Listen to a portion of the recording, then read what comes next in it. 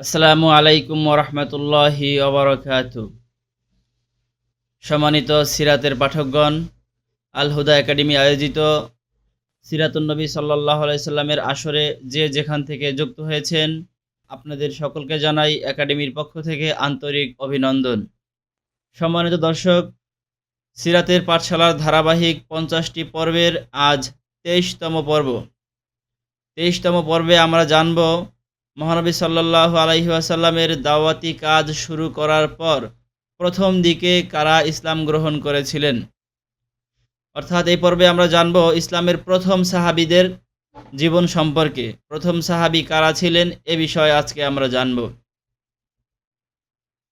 আমরা পিছনের পর্বে জেনেছিলাম নবী করিম সাল্লাল্লাহু আলাইহি সাল্লাতু ওয়াসসালাম হেরা পর্বতের গুহায় ধ্যানমগ্ন থাকা অবস্থায় আল্লাহ তাআলার পক্ষ থেকে হযরত জিবরাইল আলাইহিস সালামের মাধ্যমে ওহী পেয়েছিলেন।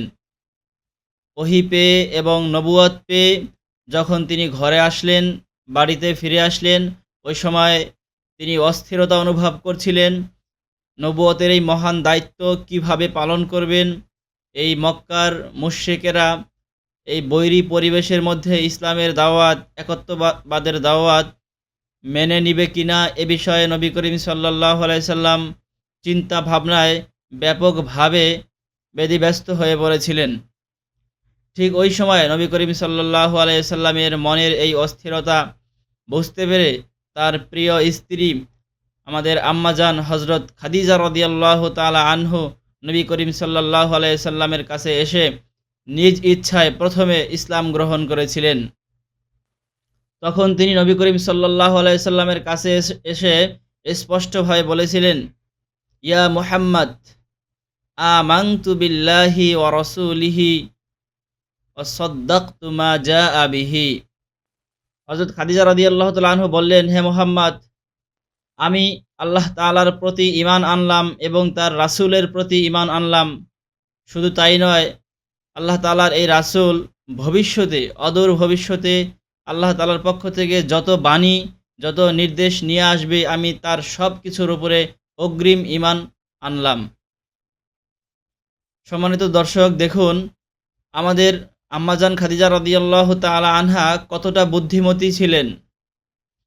তিনি বলতে পারতেন যে আমি মুহাম্মাদের উপরে ঈমান এনেছি, কিন্তু তিনি মুহাম্মদ না বলে অথবা স্বামী আপনার প্রতি ঈমান এনেছি এ কথা বলতে পারতেন। কিন্তু তিনি এই কথা না বলে তিনি বললেন আমানতু বিল্লাহি ওয়া রাসূলিহি, অর্থাৎ আমি আল্লাহর প্রতি ঈমান এনেছি এবং আল্লাহর রাসূলের প্রতি ঈমান এনেছি। এই রাসূলের প্রতি ঈমান এনেছি এই কথা বলার দ্বারা মূলত আমাদের নবীজি তার সম্মানিত পরম স্বামী তার উপরে ঈমান আনা হয়। পাশাপাশি এখান থেকে আরও একটি বিষয় স্পষ্ট হয়ে যায়, তিনি যে আল্লাহর নবী এ কথাও রাসূলিহি শব্দের মাধ্যমে বোঝা যায়। একই সঙ্গে তার সম্মানিত স্বামী নবী হয়েছেন এই স্বীকৃতিও তিনি দিয়ে দিলেন।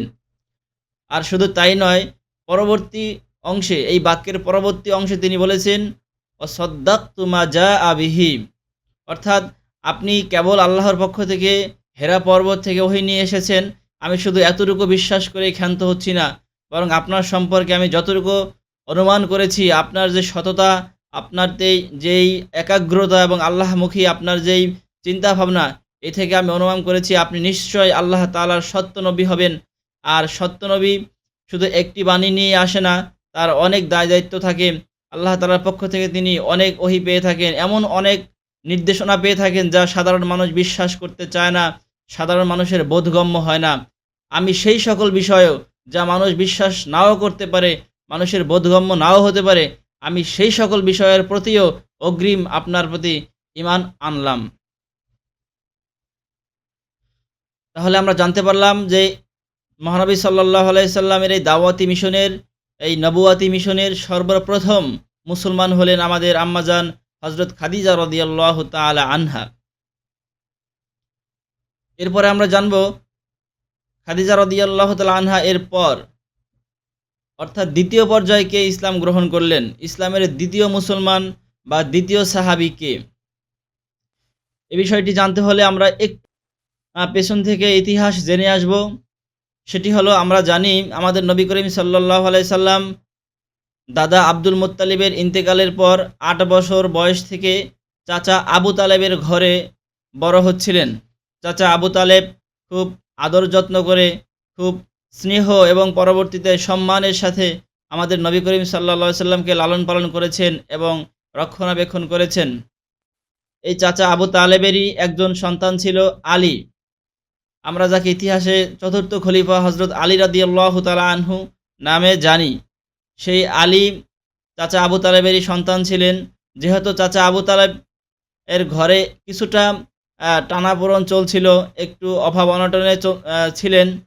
চাচা আবু তালেব যদিও মক্কার সম্ভ্রান্ত এবং সবচেয়ে সম্মানিত লোক ছিলেন এবং বনু হাশিমের সর্দার ছিলেন, তদুপরি তার সম্পদের প্রাচুর্যতা বা উম আ ধন সম্পদের খুব একটা বাড়াবাড়ি ছিল না।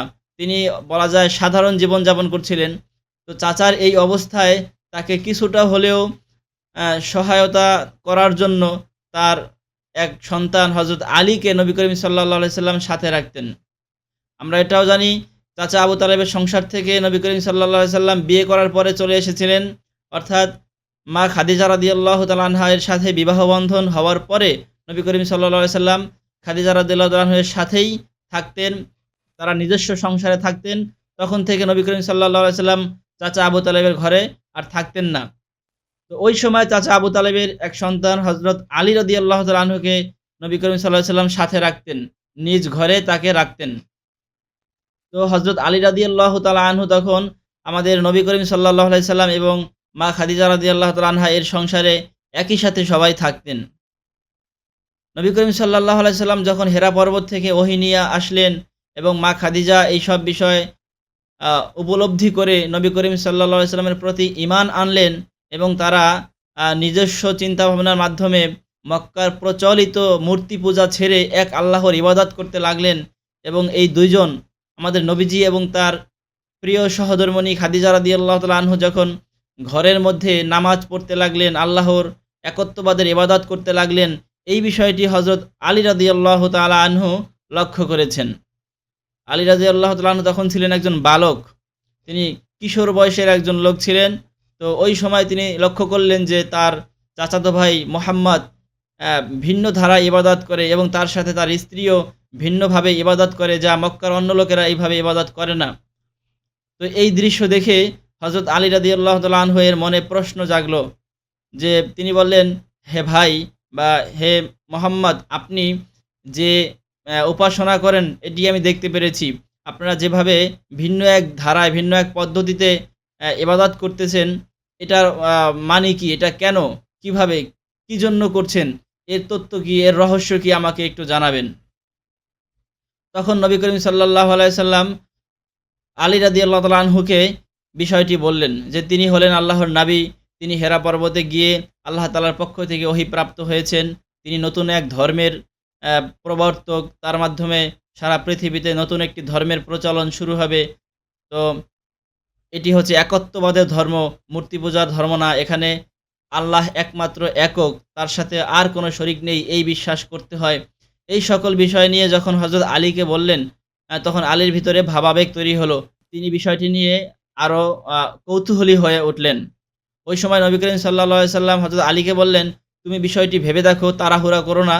তোমার কাছে যদি যৌক্তিক মনে হয়, তোমার কাছে যদি মনে হয় এটি আসলে সত্য ধর্ম হতে যাচ্ছে, তাহলে তুমিও ইসলাম গ্রহণ করো। তবে তোমাকে এখনই ইসলাম গ্রহণ করার জন্য আমি তাড়া দিচ্ছি না।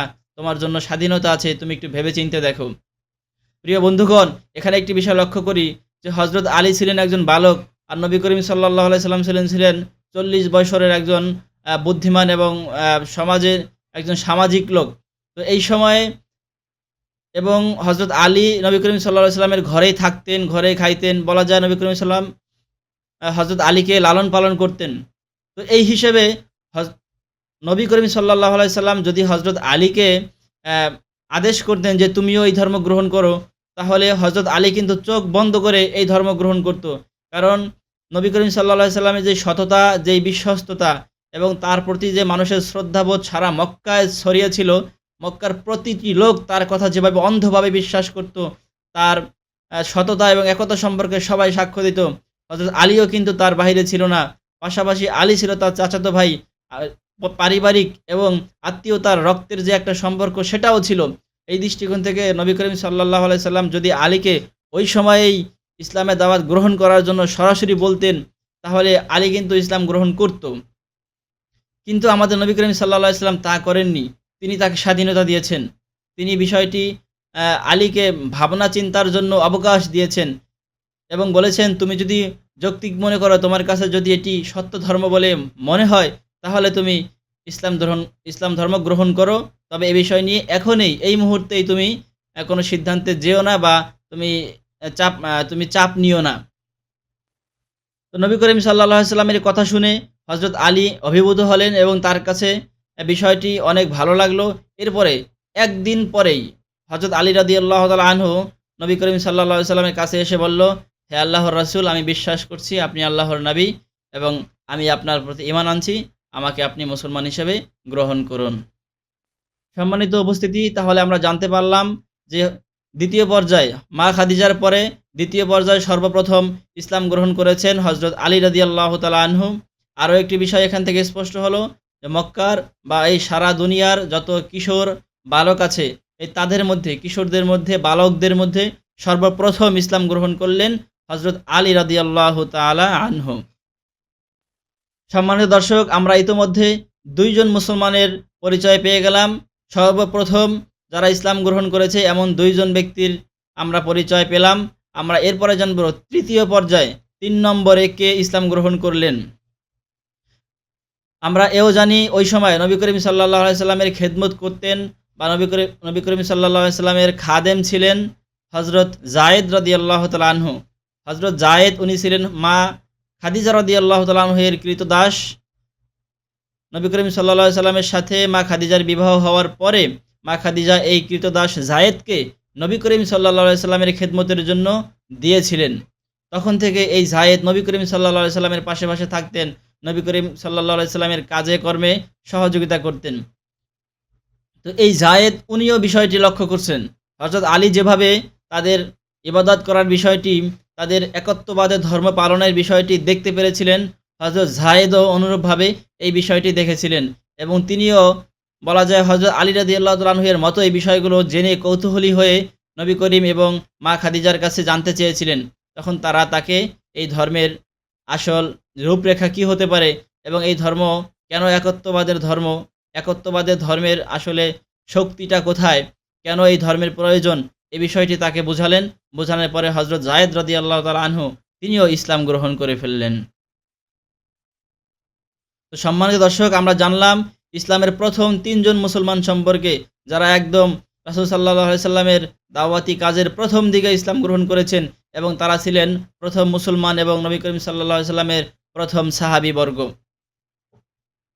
এরপরে যদি আসি আমরা যে চতুর্থ পর্যায়ে বা ৪ নম্বরে কে ইসলাম গ্রহণ করলেন, এ বিষয়ে সিরাতের গ্রন্থ এবং হাদিসেরও কিছু গ্রন্থ উল্লেখ করলে বা পর্যালোচনা করলে দেখতে পাই এই চতুর্থ ব্যক্তি ছিলেন আমাদের প্রথম খলিফা হযরত আবু বকর রাদিয়াল্লাহু তাআলা আনহু। এমনিতেও নবুয়ত প্রাপ্তির আগে নবী করিম সাল্লাল্লাহু আলাইহি সাল্লামের সাথে হযরত আবু বকরের বন্ধুত্ব ছিল।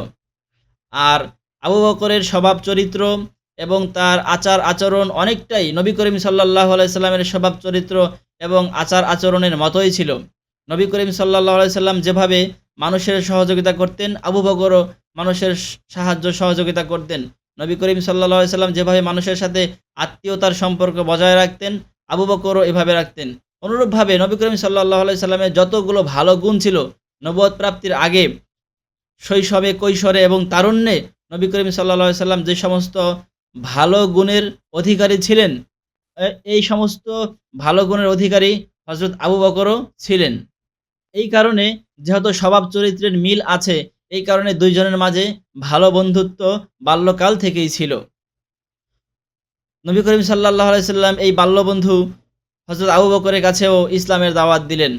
আবু বকর রাদিয়াল্লাহু তাআলা আনহু চোখ বন্ধ করে কোনো প্রশ্ন করা ছাড়া এক বাক্যে তাকে নবী বলে মেনে নিলেন এবং তার আনিত ধর্ম ইসলামের প্রতি বিশ্বাস স্থাপন করে সে সাথে, সাথে ইসলাম গ্রহণ করে ফেললেন। তাহলে এখান থেকে বুঝতে পারলাম হযরত আবু বকর রাদিয়াল্লাহু তাআলা আনহুও প্রথম মুসলমানদের একজন। যদি এখানে আমরা একটি সমন্বয় করি, তাহলে বিষয়টি আরও ক্লিয়ার হয়ে যায় যে অনেক সময় সিরাতের বিভিন্ন প্রতিযোগিতায় এই প্রশ্নগুলো আসে যে প্রথম মুসলমান কে? তখন সেখানে অনেকে খাদিজার কথা বলেন, অনেকে হযরত আলীর কথা বলেন, অনেকে ক্রীতদাস যায়েদের কথা বলেন, অনেকে আবু বকরের কথা বলেন। তাহলে এই বিষয়ের মধ্যে একটি সমন্বয় প্রয়োজন। সমন্বয় হলো এরকম, যদি স্বাভাবিকভাবে বলা হয় প্রথম মুসলমান কে? তাহলে আমরা এক বাক্যে বলব হযরত খাদিজা রাদিয়াল্লাহু তাআলা আনহু। দ্বিতীয় মুসলমান কে? তাহলে আমরা এক বাক্যে বলব হযরত আলী রাদিয়াল্লাহু তাআলা আনহু। যদি বলা হয় তৃতীয় মুসলমান কে? তাহলে আমরা বলব হযরত যায়েদ রাদিয়াল্লাহু তাআলা আনহু। এরপর যদি বলা হয় চতুর্থ মুসলমান কে? তাহলে আমরা বলব আবু বকর রাদিয়াল্লাহু তাআলা আনহু। আর যদি প্রথম মুসলমান কে এই শব্দের সাথে অন্য কোনো শর্ত জুড়ে দেওয়া হয়, তাহলে আমরা দেখব সেই শর্তের আওতায় কে পড়ে। যেমন যদি বলা হয় মহিলাদের মধ্যে সর্বপ্রথম সাহাবী কে, মুসলমান কে? তাহলে আমরা মা খাদিজা রাদিয়াল্লাহু তাআলা আনহা এর নাম বলব। আর যদি বলা হয় শিশু, কিশোর বা বালকদের মধ্যে বালক বয়সে সর্বপ্রথম কে ইসলাম গ্রহণ করেছে? তখন আমরা বলব আলী রাদিয়াল্লাহু তাআলা আনহু এর কথা। আর যদি বলি ক্রীতদাস, দাস-দাসী এদের মধ্যে প্রথম ইসলাম গ্রহণ কে করেছে? তাহলে বলব আমরা যায়েদ রাদিয়াল্লাহু তাআলা আনহু এর কথা। আর যদি বলা হয় একদম সুস্থ সবল এবং বুদ্ধিমান আকেল বালেগ পুরুষ এদের মধ্য থেকে সর্বপ্রথম মুসলমান কে? তাহলে আমরা বলব হযরত আবু বকর রাদিয়াল্লাহু তাআলা আনহু। এই ৪ জন মুসলমান যখন ইসলাম গ্রহণ করলেন, তো বলা যায় এই ৪ জনকে নিয়ে নবী করিম সাল্লাল্লাহু আলাইহি সাল্লাম ইসলামের একটি ভিত্তি স্থাপন করলেন। এরপর এই ৪ জনের সহযোগিতায় সবাই মিলে ৪ জন নিজ জায়গা থেকে আরও মানুষকে ইসলামে দাওয়াত দিলেন।